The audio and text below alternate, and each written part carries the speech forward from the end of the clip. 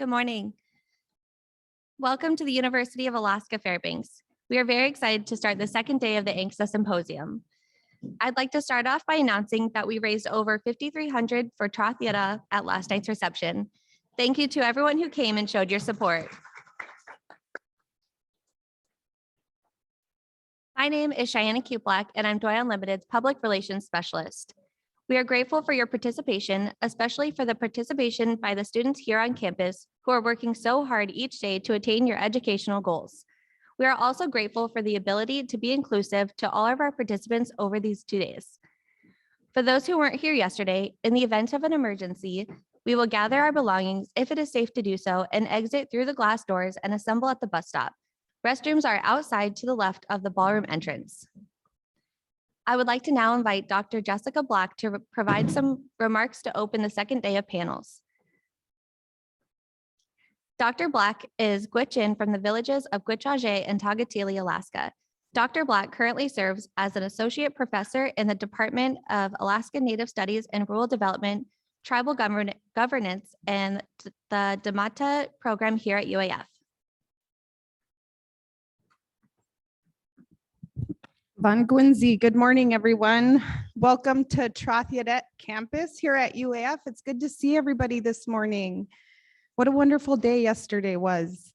And that's so exciting that we raised our we achieved our fundraising goal. I'm so excited because working here at UAF and driving up this hill and to your right before the museum, you see an empty lot. And that's where our Indigenous Studies Center is going to be. And I have visions of actually good parking. And I just have a vision in my mind of that building and the students who are buzzing around and the energy. And so it's so meaningful to us here at UAF. Thank you to Aaron and your leadership, Dr. Stern, at our rural college, and everybody who has donated, who spreads the word. We serve here at UAF so many students from all over Alaska, not just the interior. And it's so wonderful to be part of a cadre of colleagues who truly care about all of your students. And we work really hard to meet them where they're at, make them feel welcome in our classroom, connect them to cultures so they don't get homesick, and achieve their goals and dreams. So to be able to achieve that goal, thanks to Ken Ross and Doyon and everybody who made that possible, we're very grateful. I wanted to provide a few remarks regarding yesterday because I felt like it was a really powerful day. Last night, I was riding home from the reception with my daughter. She had a sparkle in her eyes from all the friends she met at the reception. She is almost 7 years old tomorrow, and the joy she has for life and the ability to see people as friends really fills my soul. So much hope, so much promise. What will the future of our lands be for her? Her connections to place, the core of her being, and your children, your grandchildren too. These are the questions before us as leaders. Growing up in Gwich'in and Tagatili, Nenana, and Fort Yukon, along the banks of the Yukon River solidified my connection to the lands my ancestors, great-grandparents, and my mother were born on. When I'm out on the land, I deeply feel this connection. How can we ensure these same connections of watching the baby animals learn from their mothers across the waters, in the forests, and at the fish cutting tables continue and remain our compass? How can the skills we learn at fish camp, at moose camp, and out on the ocean hunting for marine life continue to reverberate across the generations, anchoring our young people to a thread that is 10,000 years deep together? By being good relatives, our tribes and our ANCs, all of us. No division, lockstep using the tools of tribal governments and ANCs to protect and promote the well-being of our people. Doyon being the largest landowner in Alaska, and I'm very grateful because I was a Doyon scholarship recipient for all of my college education, all the way through my PhD. So I wanted to thank the Doyon Foundation because, partly because of them and my own drive and lots of support, I stand before you today with my PhD, and it wouldn't have been possible without that. So I'm very grateful. Our tribes and our Doyon, our corporation, our tribes and our tribal members, our skillful hunters, fishermen, language warriors, and land stewards who have a symbiotic relationship with the land. It gives me so much hope. The possibility of what the next 50 years hold are exciting. And listening to yesterday's panels made me really reflect on the historical context in which we are here today.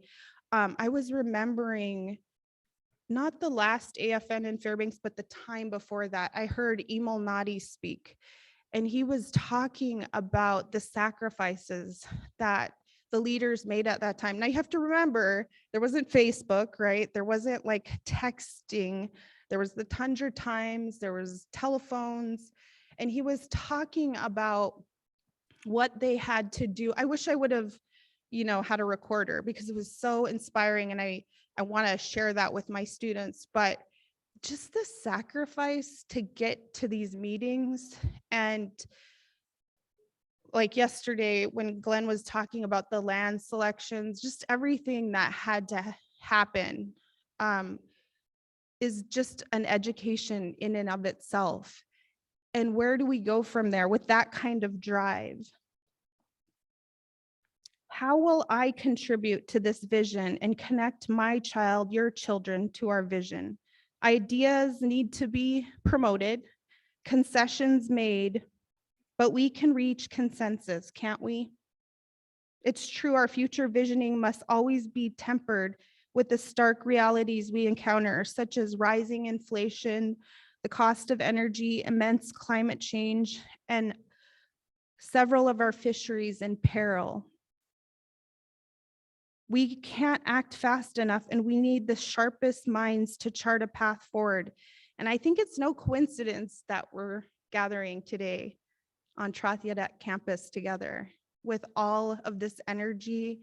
And I look yesterday and today, I was looking in the crowd and I was like, man, we have such amazing people doing amazing work. And so I'm grateful to each one of you. The time of COVID has been really trying. We have lost so many of our loved ones. But when I really reflect on it, pray on it, and grieve the losses we've endured, I also have to recognize it's given many of us the time and space to critically think about what's next. How will we live out our precious time on earth? We have seen amazing artistry emerge across social media platforms, podcasts that speak to critical issues people care about, language revolutions happening online. Our sharpest minds are competing with the best and brightest across the globe. And through the partnerships, we can amplify these efforts. And I have several ideas of how we can do that. I was thinking one of the biggest struggles in many of our villages is the lack of internet infrastructure. And I know that our tribes and our ANCs are critically looking at that because that is a barrier. Like we've seen it at UAF, just when the pandemic happened and so many of our students went home, it was hard for them to get online, get on Zoom, it zapped their internet completely. So, there's so much possibilities out there, and we can and we are a leader in all of that. I want to end with a little inspiration. I'm thinking about supporting the educational pursuits of those seeking to step into governmental and leadership positions. We have a program here called Damamta. It means all of us in the Sugpiaq and Yupik languages. And it is an NSF-funded grant that supports graduate students in fisheries and marine sciences. Our first cohort was all Indigenous, and we're about to announce our second cohort. And 80% of students in the College of Fisheries and Ocean Sciences go on to management positions within Fish and Game and U.S. Fish and Wildlife Service. So it's so exciting to think those will be our Native people, our Native students, leaders. And so I'm so excited. And it's exciting to be alive at this time, to roll up our sleeves and imagine what's possible. I'm also envisioning our tribal stewards, those that are hunting and fishing out on the land, helping us not only monitor our lands, but utilize them, take care of them as they always have, and ensuring their meaningful compensation. What is possible? What do you envision? How can we at UAF, Doyon, your ANC, help to actualize this collective vision? The Mamta, all of us. Thank you.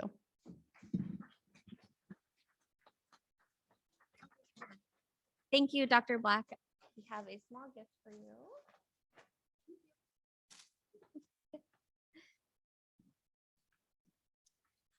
We have student Laura Ekada, who will be introducing our keynote speaker this morning.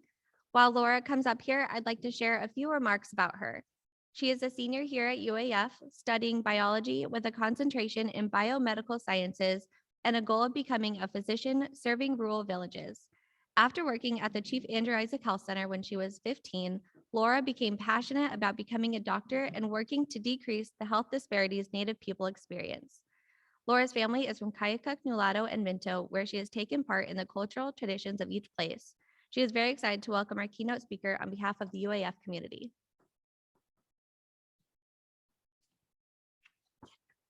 Thank you, Cheyenna. Before I get started, I would like to note that KRFF and KUAC have both expressed interest in broadcasting this keynote address. I'd like to thank Anthony in advance for his willingness to share his comments beyond our symposium. On behalf of UAF, I would like to introduce you to our keynote speaker, Mr. Anthony Mallott. Anthony is president and CEO of Sealaska, an Alaska Native corporation owned by 23,000 Tlingit, Haida, and Tsimshian shareholders. Anthony began serving as Sealaska president and CEO in June 2014. In this role, he guides the investment decisions that directly impact Sealaska's people, communities, and the natural environment, all while focusing on increasing profits and benefits for shareholders. Anthony is a passionate advocate for community and works closely with organizations and partners throughout the region to bring people together for the benefit of all Southeast Alaska. He is Tlingit, Eagle, Sockwadey, Killer Whale Clan, as well as Koyukon Athabaskan Caribou Clan. His Tlingit name is Gunuk. Please help me in welcoming Anthony back to his interior roots.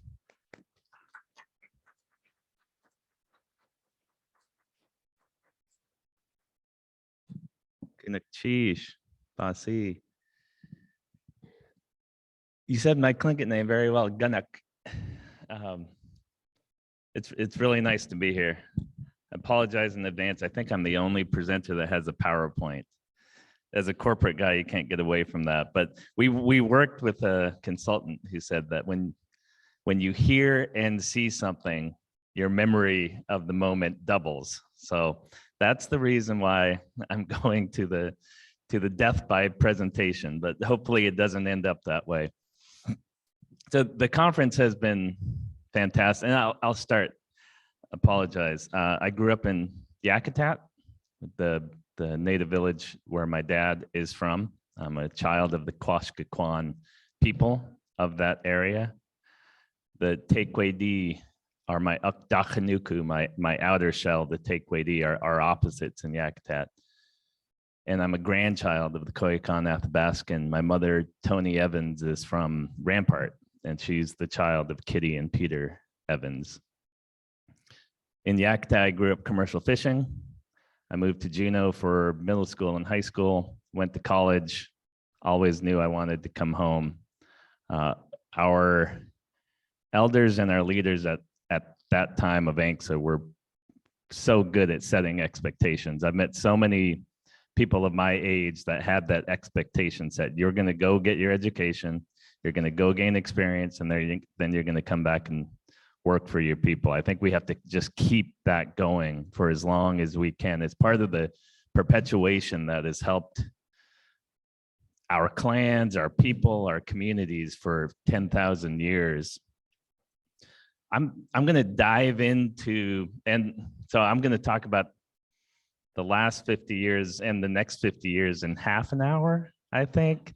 So I've done this about 4 times now, and each time I have a whole hour. So apologize if I start screaming through some of my material, and apologize if I use generalizations. I think we have to use generalizations. There are things that I'm going to say that apply to some Anxa Corps and don't apply to others. Apply to some regions, don't apply to others. But I think most people will kind of get the picture of what I'm trying to describe. And so that's what I'm going to work on, because all of this information you've seen before. You know, this is kind of the timeline of Anxa with a Southeast perspective. You know, we thank the A&B and ANS just profusely. They are the grandfather of Sealaska, the grandfather of the Alaska Native Corps. 1912, they formed, and their #1 charge was land rights. And we have a quote, and some of you may have heard it. Peter Simpson, who was a founding member of the A&B, a Simpson, was working with William Paul, who was in the state territorial legislature. And he went to William and asked rhetorically, whose land is this? And William stood there for a bit, and he responded, it's ours. And he said, go fight for it. And that refrain drove the A&B for the next 50 years to start Tlingit and Haida, the Central Council, the first recognized tribe in Southeast, to create a settlement in Southeast, which uniquely kind of disrupted our easy entry into Anxa. And I'll describe that in a bit. We got a Court of Claims settlement award, $7.5 million for 20 million acres. We didn't get any land in that settlement. But when we came to AFN and we were kind of figuring out Anxa and formation, some of the regions said, oh, you already have your settlement. You don't need to be part of this. And so it was an AFN vote, and it was a split vote. And Emil Nadi, as chair, was the tie-breaking vote, and he voted to allow Sealaska in. So again, another person we are forever grateful for, Emil Nadi, and that vote. But of course, looking back, everybody knows that settlement was far, far below any reality of what should have been. So, and he always says, I did it because it was the right thing to do. And so we appreciate that. This is, I call it gross oversimplification, but I hope I put it together just to highlight that over a 50-year time period, corporations given $1 billion and 44 million acres of land could have been expected to perform at a certain level. And we know we did not. So this is, the red line is if we just put the $1 billion in the S&P 500. The blue line is the kind of average performance of a private corporation. And the green line is where we are at right now. And again, this is just to show, and I don't think anyone will argue with me that there were hiccups in the early years and still today. And so I'm going to get to a page that describes some of the issues that we've seen in our region over the first 50 years, and trust that when anybody dives in to the history, the first step is, okay, there were issues, we can just ignore it all and move forward, or we can dive into it, realize what created some of the problems, learn from it, and improve our future results because we took the time to create those lessons learned. And that's what Sealaska did. But I'll get to the Sealaska story in a bit. So this is just, yes, there were mistakes. Let's acknowledge it and then kind of dive into some of the frameworks.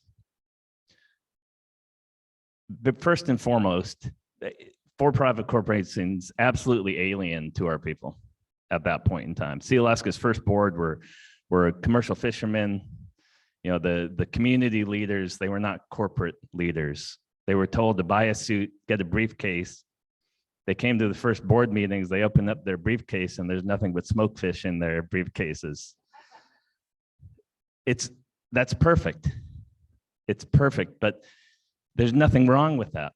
But you have to realize that that disconnect created this whole slow start concept. How many bankruptcies or near bankruptcies occurred in those early years, and the need to kind of be recapitalized by the NOLs. Our workforce was not geared toward a corporate workforce at that point in time. So we had to build capacity in our people as well. And we had to create the ANCs that we wanted to create. We had to deal with the moniker corporation. We had to deal with the term shareholders. We had consultants. Fiduciary duty was pounded on us. You have a for-profit fiduciary duty, and it just never set right with a lot of our leaders at that point in time. And so these early years were defining who we are as an organization, uniquely set up to not only be a for-profit entity, but to do all of the things that our people expect us to. The thing that we've highlighted, and I think everybody needs to dive into their own history, and Dr. Black said it, you know, the visioning that needs to occur. Massive inability to stick to a strategic plan, not only on the operating side, but on the community and social side. We literally had a new 5-year strategic plan every year, and the old one sat up on the shelf, you know, getting dusty, never looked at again. Board and management instability, we've all faced that. I won't dive into that one, but this one, strategy versus strategy, we came out of a fight, right? That's what we knew to do. We knew to fight. So we carried that fight into the boardroom.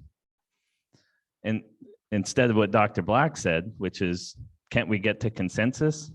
No, it was fight. And so what happens when you fight? There's a winner and a loser.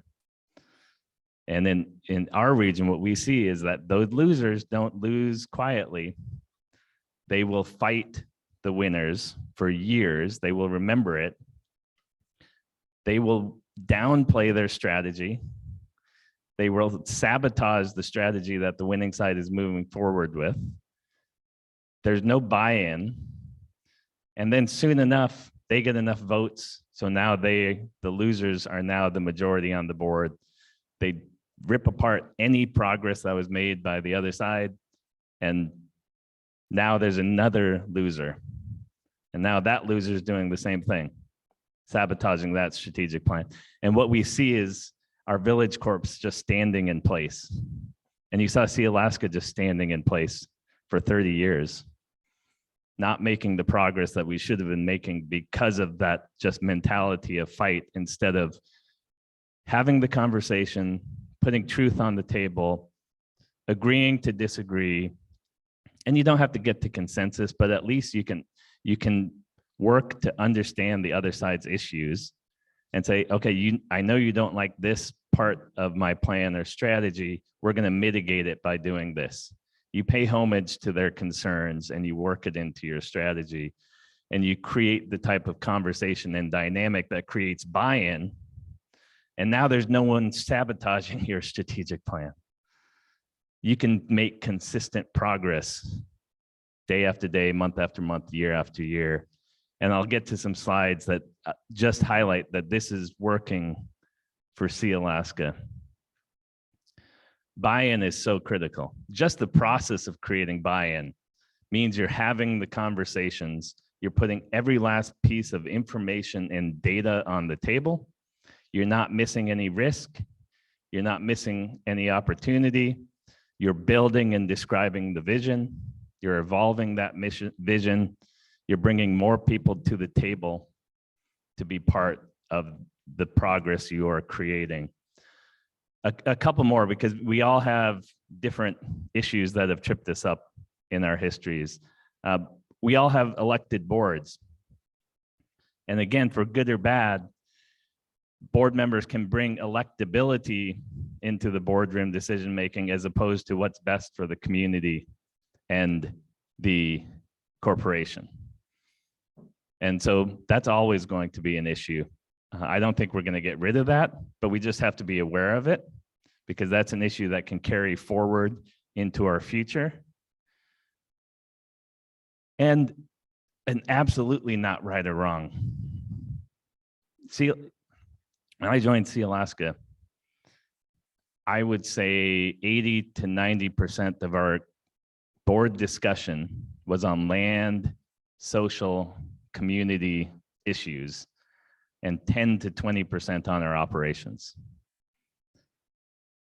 Not good or bad, but it just has to be recognized. What we really care about is the community and the social work. But if we're not putting, and corporations are hard, they're hard to run and grow. If you're not putting that time and commitment into them, you have a near bankruptcy, $120 million loss, and a $55 million loss in 3 successive decades for Sealaska. And so we just had to get to that point of at least recognizing that issue. If we don't want our board not to have their mindset, that's where they have the greatest experience, bringing their social knowledge, their cultural knowledge, their community knowledge, and helping us benefit our shareholders. So let's use that to the best, and then make sure we're not missing anything on the operating side. And here's the absolute number one thing that tripped up our region. We were supposed to do everything. We were supposed to save the land, save the communities, give jobs to our shareholders, educate, policy leadership, environmental sustainability, provide dividends, improve the social condition, address historical trauma, and move our people to healing and wellness. Every region has their different set of expectations that were put on their ANCSA corporations. And those expectations are really heavy. And just, if you can get lost in this if you don't have a defined strategy on how to deal with it. And our region got lost in this. We wanted to do everything. We didn't have the financial capacity to do everything. We weren't focusing on the businesses. And so we had this up and down performance that I described. But again, I think every region faces that historically, and we still face it.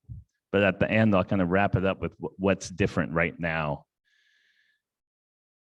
So this was just a snapshot of the lessons learned that we dove into in 2013 after our third successive significant operating loss over 3 successive decades. Again, all of this created a near bankruptcy, In the 90s, a $130 million operating loss in 2000, and a $55 million operating loss in 2012. And we have this kind of chart that we call breaking the cycle. How are we going to break this cycle?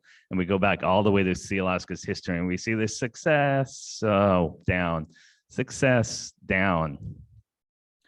And we said, we can just try and recover without diving into that history, but let's dive into that and really make sure that we never face that again. And we called it breaking the cycle.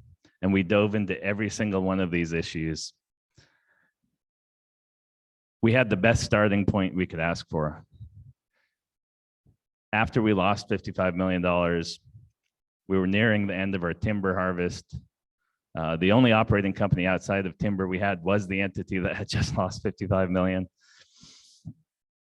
So we said, what do we have? And we had a fantastic non-native COO, Irish.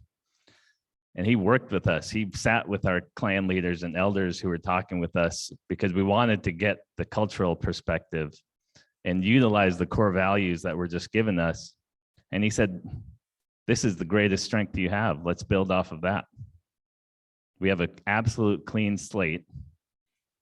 Let's dive into what has worked for our people for 10,000 years and define a corporate strategy based off of that. It was 10 years in the making. I absolutely loved the work. Again, we got to work with great leaders, King Gaisty, David Katzik, who just got it. He knew the ancient stories. He knew what we wanted. We wanted resiliency, and we've heard it all yesterday, and we're going to hear it today. We wanted resiliency. We wanted adaptability. We wanted to be able to make progress for future generations. And so we just started with Wuchiach, balance, reciprocity, and respect. It's the highest order cultural value. Everything we do, we search for balance. And in the corporate structure, even relationships have balance. Your use of resources have a balance. You can use this framework in almost everything you do. And the cornerstone of our culture is gratitude and gratefulness for the symbiotic relationship that we do have with our land. That's the greatest gratitude we hold. Gunakchees Asquani, Gunakchees to the tree people in the forest, Gunakchees to the salmon people and the bear people. That gratitude is our culture. Hafsatzin, another great one to tie into corporate work, our strength and our ability to train and create a responsibility to benefit our current, and back then our clans, but always be thinking, how do we make a better life for our future generations? That responsibility is built into Hafsatzin. Ha'ani, we are so lucky to still live in our homelands. When you look around the world at indigenous communities, when you just look at our lower 48 brethren, not all of them are in their traditional homelands and can claim the 10,000 year history we have. Let's build off of that. That's one of the greatest strengths we absolutely have, and it has been talked about so much. Hashuka, just the perpetuation, the constant thinking, how do we benefit the current generation, but most importantly, keep the benefit growing for future generations and use the ancient wisdom, which we are here. So we did this, we translated these cultural values for close to 10 years, making sure we combine them to become inclusive, because we have non-native shareholders, but these values can be globalized. And the values that have worked for us, we still use the core cultural values, but these are the behaviors that come out of those values. We working together, we all say it, but when we did the lessons learned, we weren't working together. We were bringing our own bias, our own self-interest to the table. Decision-making was preordained before you came into the boardroom. You wanted something. You didn't listen to the other data coming in to the boardroom, and you just defined the data and information that got to what you wanted. There wasn't the honest conversation. So working together has to be connected to truth, humility, and respect. If you're not working together with that cornerstone, your decision making is going to suffer. Let's say that. If you're working together within that framework, your decision making gets better and the pace of your decision making improves. Curiosity, that's the vision, right? If you're building a vision, and when we started with just some of the most aspirational visions, ocean health, let's just improve the health of our oceans and mitigate the effects of climate change. That's something you can dive into and apply curiosity. Our other vision was to help our people fulfill their full potential. You can dive in and apply curiosity all day long to that vision. And curiosity, you're going to have 100 ideas. The process is to prioritize, just make cumulative progress, just start working on things that create progress that actually stacks up to real momentum, which is differentiated. That's one of the things, the breaking the cycle, we were just like a roller coaster. And the final reason was when we did have some success, we kind of coasted. We had a lot of policy success. We'd coast on it. We didn't maintain the focus and the clarity and the drive, and we didn't have that vision where if a little bit of success, you can pat yourself on the back and coast a little bit. But if your vision is up here so far into the future, you can't coast. You can never coast. You can just celebrate your success at the moment and say, okay, what's next? And that's the absolute, for an employee, that is really hard to find. It's that when we go down this list and we actually, our entire employee evaluation process is based off of this and the core values. This is the hardest one. And we're still working on it. I think we can all still work on that, but it's the power of the vision, right? It's the power of the vision and the buy-in that you create for your entity and your communities that is the key to this last one. I won't dive into these. Just shows kind of the extent of the strategy. We can't run a corporation without the best, most talented people we can find. That's one that we just look at all the time. If it's our people, great. If it's not our people, non-natives, great, we'll work with them. But everything has to tie to our core values. And the partners we have right now, our non-native partners, are just fantastic. And they are focused on solving problems. And the best thing about this is you can take this, what does all of our social issues need? They need problem solving. And so we're stuck in some intractable issues that have not made progress. The problem solving mentality works on the corporate side and the social side. We defined our businesses to tie to our values. Pretty simple. If we own a plastic injection molding facility in Guadalajara, Mexico, and the stand-up guard service in Miami, hard to apply the values. But if we have businesses focused on land, food, and water, we can apply the values throughout those businesses. What we do on the community side, I won't dive into that. Partnerships, hint to the absolute key to the next 50 years. Our community leadership roadmap. Build pride and respect in our students to know who they are, create their own identity of their nativeness. That's the starting point to them investing in themselves. And we lost that for some of our people along the way. We need it full bore across all of our students. In our region, Sealaska Heritage is doing so much work in this area. And then you start investing in them, give them every opportunity possible and inspire and motivate them to take those opportunities. And now you have great leadership with more capacity and more of them, so they can go back to Yakutat, lead the clinic, lead the tribe, be the city manager, take every position and improve the leadership within our communities. Have a strategic plan just as powerful on the community side as you do on the corporate side. And so we are building the strategic plans and building the vision that we want to see for our people. We have proof points. It's working for us. This is just this amount of shareholder benefit. And you can kind of see the too many expectations.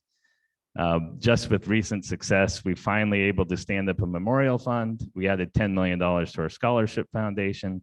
We started a $10 million language fund.